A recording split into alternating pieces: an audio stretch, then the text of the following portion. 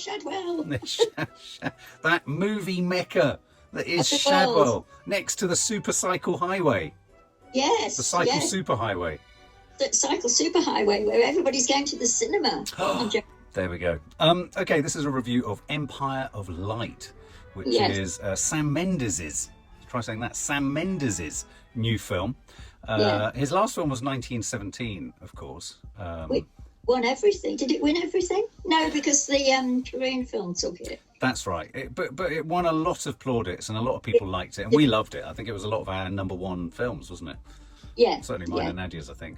He also directed Skyfall and one of the other, was it Quantum of Solace? Did he do that one as well? No, but I've always thought his best film by far was American Beauty, but nobody's allowed to say that anymore because of the whole Kevin Spacey thing. Isn't that funny? Like a really good film, and I don't think he's ever done one as good since then. No. Well, this interestingly is the first film that he's written as well as directed. I know. And therein lies potentially some issues. It stars Olivia Colman. It stars Micheal Ward, is that right? I think that's the actor's name, Micheal Ward, her young love interest. Yeah. It also stars Colin Firth. It's got Toby Jones in there, and it has a fabulous sort of ensemble cast that constitutes the cinema staff. Yes. The basic premise is this is set in Margate. It's an old cinema. It's a regional cinema. It's run by Colin Firth. Olivia Colman works in the cinema. What was the era? Was it it was the 70s, wasn't it? Early 80s? 80s. Whenever the Elephant Man came out, it was the Elephant Man time. Yeah. When skinheads were roaming around like that, I think it was the 80s. Yeah, early 80s perhaps. And this, I suppose, in a sense, this is a film about mental health. It's about race. It's about a lost era of sorts of cinema and cinema going and film. And that's kind of, and it's about how sort of, someone can be taken advantage of with their mental health. And it's about the era, it's about the time, it's about an intolerance within the country. And I'm sort of picking around this sort of debris of these kind of topics because it had so many potential routes to go. It had so many bits and bobs that it was going to concentrate on. And I was extremely excited about this because I saw the trailer. I eulogized about the idea this was going to be Cinema Paradiso, but set in Margate. We're going to see Toby Jones talking about the wonder and magic of cinema and the light passing through the projector. And in fact, everything Toby Jones says in the film is presented in the trailer. It's a defect in the eye that sees images and all that kind of stuff. That was good though. I liked his speech. Yeah. So were you excited going in? I wasn't as excited as you. I could tell. I don't know why. I don't know why that was. You were in a bit of a miserable mood actually when you turned up. No, I wasn't. But I had no idea what to expect. I didn't expect Cinema Paradiso, that's for sure. But I'm not sure what I did expect. I think Olivia Colman is suffering from the idea that people assume she can never do wrong, and I think that's an enormous pressure. And I think I'm not suggesting for a minute that she's perhaps not having to work as hard for her parts.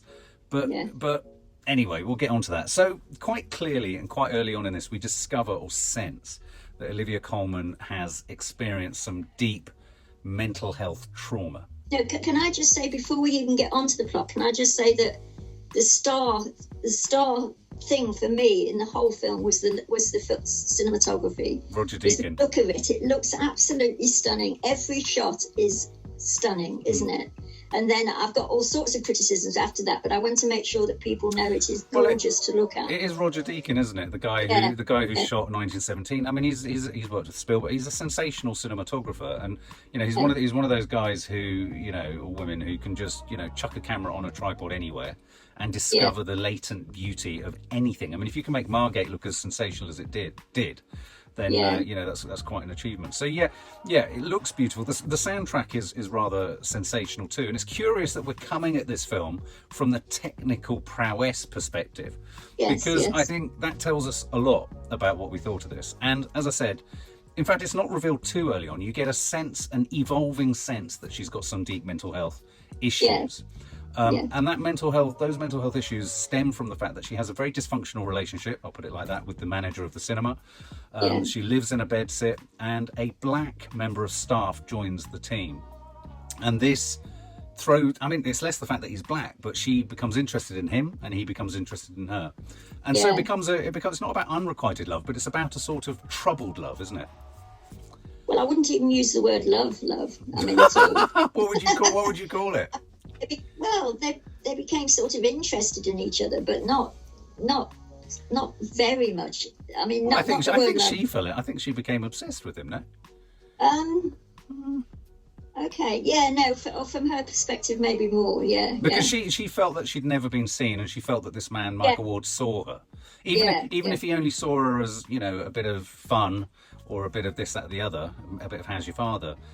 Okay. Yeah. I mean, this is an awful thing to say. I didn't believe their mutual attraction. Nor me. Not for a second. At all. And we're skirting around the issue, but the trouble is that I can say, and I'm sure you can, pick on lots of things that were wrong, but the whole thing was wrong. It was all wrong. It was dreadfully written, and with Olivia Colman doing her utmost, and I to the point I almost thought I wanted somebody to stop her, that it just didn't. Everything in it, Mark, was. I mean.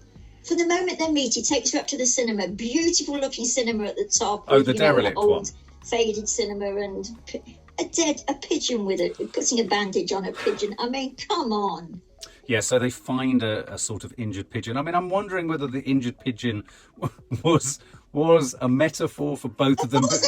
Both of them being injured, and how by binding its wing, eventually he could release. And he's the pigeon, because of course she's not freed from her torpor by the end of the film, is she? No, I didn't care who was the pigeon, but I just thought it was such a crazy, stupid image. It really was. I was thoroughly impatient with the whole thing by the end of the film. Okay. I thought, he can't write a film, basically. And I thought if he'd have directed Olivia Colman better, she's an actress. She's going to give as much as the director lets her, isn't she? She gave too much.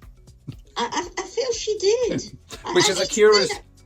I think she's wonderful. Yeah, no, we love. I mean, look, I mean, it's curious, this one, because I put up on our Instagram, I put up a thing saying, "Are you going to see this?"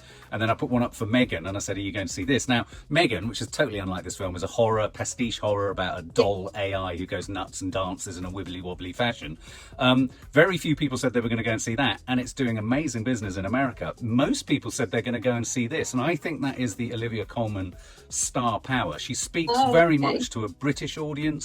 She's very much a British, you know, she's a British flavour. And I think that people are less coming to this for the story, but they're more coming just to see another turn by Olivia Colman. And that's what I mean. If I'm honest, I felt this whole film felt like not a vanity project so much as... I tell you what it felt like. It felt like Olivia Colman had a spare 10 days in her diary.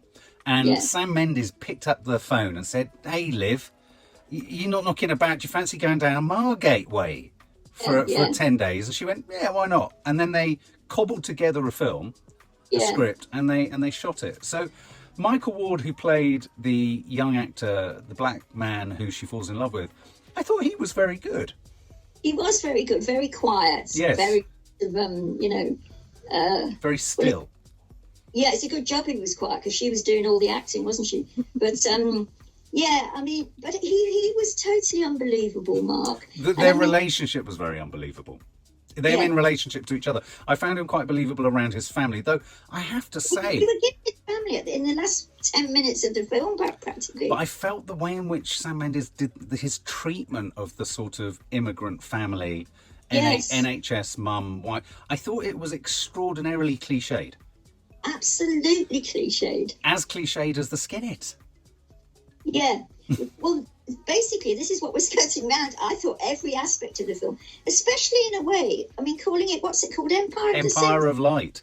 Empire of Light. I mean, what a grandiose title for something that just wasn't. I mean, as you say, you have Toby Jones's speech, and that is the thing that they're talking about, presumably. Yeah.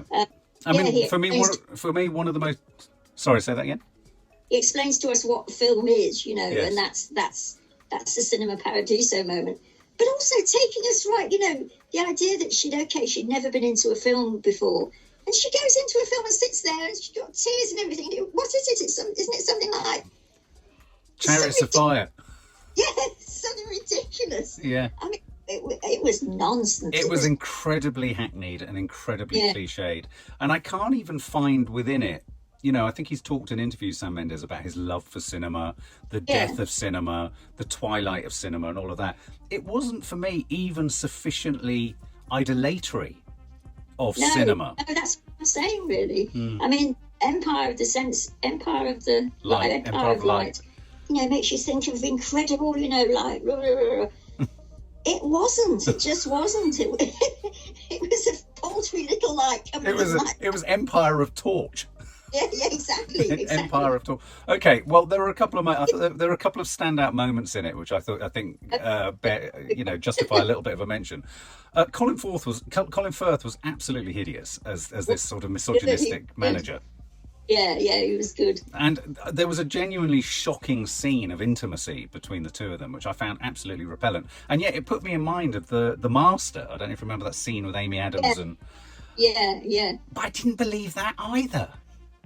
Well, I sort of believed that. That was at the beginning more, wasn't it? And I was willing to suspend my disbelief at that point. And it was so horrible, and it's so humiliating for her. And it was abusive, wasn't it? Oh, utterly, yeah, my God. And the fact that she only showed us a little bit of it. So in that respect, I was with the film at that point. And also interesting to see Colin Firth cast against type, in a sense. Yeah. No, it's nice for a change. Yeah. Do it. Yes, no. yeah. So there was that scene that I thought was quite dramatic. I think a shout out has to go out to the supporting staff in the cinema. I thought the sort of punk girl and the guy who was the sort of assistant manager. Who sort of, knew what was going on in a way. I liked him. Yeah, I thought it was very nuanced. Yeah, I thought so too. Yeah, so I thought they were great. I thought the moment where Micheal Ward dealt with that other great actor who was a sort of clearly a racist with his bag of chips, and he wanted to go in, and Micheal Ward's character tried to insist you can't take food in. I thought that was I thought the energy and race issue was sizzling in that in a less obvious way to everything else. So I thought, you know, moments like that were quite good. And I thought obviously the other big dramatic moment is when they get this, the cinema is chosen for the biggest regional premiere of Chariots of Fire. And then, without giving it all away, an entire clusterfuck develops involving Olivia Colman. I didn't believe that. No, I don't. I mean, I know that it must be difficult. She's portraying somebody with... schizophrenia, right? Yeah, or bipolar? What have you... bipolar. No, I just love it. I mean, she's representing... What have you got? I don't know. Yeah, bipolar, yeah. Very difficult to show in a short film, like the swings of mood and stuff like that. But her mood was swinging within a sentence, I felt. Sorry, I don't mean to just criticise her. No. It was badly written, and she wasn't directed properly, I didn't think. No. I think all in all, you're getting a sense, guys, watching this, that I really wanted this to be brilliant, and I thought I was going to get something excellent. Yeah. You didn't have much high expectations, you didn't know really what to expect, but I thought, oh no, this is going to be cracking, you know, especially off the back of Sam Mendes' other films and all that kind of stuff. Yeah. But the things to be taken there, though. But I mean, even when she was with that, you know, Colin Firth in the back room, I thought, well, you know, this is the sub story. I'll go with that. The bit where it lost me completely and it never came back was the pigeon with the blooming wing. The pigeon was a bad moment. It up, and I'm thinking, oh please, no, it's not a pigeon with no wing. There was also a bit of a cringe moment when she took him, Micheal Ward, up to the rooftop of the, you know, the sort of very sort of, I don't know, 70s sort of cinema, 60s cinema. And when they get up there, there's nothing to see. And he says, what have you? And it's kind of like, that almost for me manifests this film, because I think everyone was, you know, Roger Deakins made everything look more beautiful than any of the script was kind of, the script wasn't filling the beautiful shots with anything. No, that was the other big problem. Yeah. There was a real disconnect, wasn't there, between the quality of its look and the quality of the story. And then finally, just without giving it away in case people watch it, there was one final scene towards the end, which was both, I thought, handled directorially very clumsily. And I'm thinking of Micheal Ward in the cupboard in the other room, Olivia Colman's breakdown, where I haven't ever felt this about Olivia Colman before. I was really embarrassed. Yeah. Not because of what was happening to her within the story, but it was like they all thought they'd had a really good moment in filming this, where they'd said to her, just go for it. But she do whatever you think, and she did. And no, I agree. It was. I mean, we need to sort of underline again that we all think Olivia Colman is brilliant. Yeah, it's not her herself. I mean, I thought an example of Olivia Colman's acting at its very best was The Lost Daughter. Yeah. And in a way, I mean, that was like she was called upon to express masses of emotion in that. But of course, within the bounds of the constraints of the film that's going on, that was absolutely brilliant. But in this, she was all over the place. Yeah, well, I think you're right. I don't think she was. I just don't think she had anything to really sink her teeth in other than a very two-dimensional mental health situation. Yeah, exactly. I thought it demonstrated no understanding of the complexity. Not that you want it to get complex, but it didn't have any of the light and shade of someone with a mental health crisis. Exactly. So the bit like even when they were building sandcastles and she's building it fine, the next minute she's treading it into the ground. And I'm thinking, this is ludicrous. Sam, give us something to sort of, so we know what's going on. No wonder Micheal Ward is his name. He looked confused throughout the whole film. I think maybe by the end he was confused. I think he must have been. Yeah, nice. He was a nice actor, though. Yeah, there was something really. I don't know. You know when they say that thing of you feel like you're in capable hands, albeit that he wasn't. I don't think he was treated or dealt with perfectly. But I did feel a sense of this is someone to keep an eye on. Yeah, I did too. Okay, then give us your score, Mum. 30. 30. You see, I went into this would be another one of those films that if we were doing the top 10 and the disappointing, this was a huge disappointment. I mean, really big. I mean, me and a friend were really excited about watching this and seeing this and luxuriating in the loveliness of cinema and all that kind of stuff. It was an absolute cliched damp squib, guys, really. And, I mean, I think if you don't go in with high expectations, you might get something from it. If you like nostalgia, seaside nostalgia, you'll get that from it. But I do think it was also not even sufficiently dramatic. Or not that it should be funny, but there were no dramatic peaks within it either. There weren't at all. Yeah. It was the strangest sort of idea of it just wandered about with itself, didn't it? In fact, I think Toby Jones was one of the best things. I was intrigued to know more about Toby Jones's family. Yeah, I was begging. I mean, I don't usually with Toby Jones. No, neither do I. I had for him to come back with his reel and tell us some more. Yeah, I agree. Okay, well, you gave it 30. I'd probably give it... I think I'll give it exactly the same. I think you're right. You've pitched it right. 30. I'd say 30. Oh, gosh. I thought about it earlier. I thought, what will I say to Mark? And then I thought, 30 is just right. Just right. Yeah, no, you're absolutely right. Well, there you go, guys. If you see it, tell us what you think. As I say, that was a big disappointment for me. But maybe you'll like it.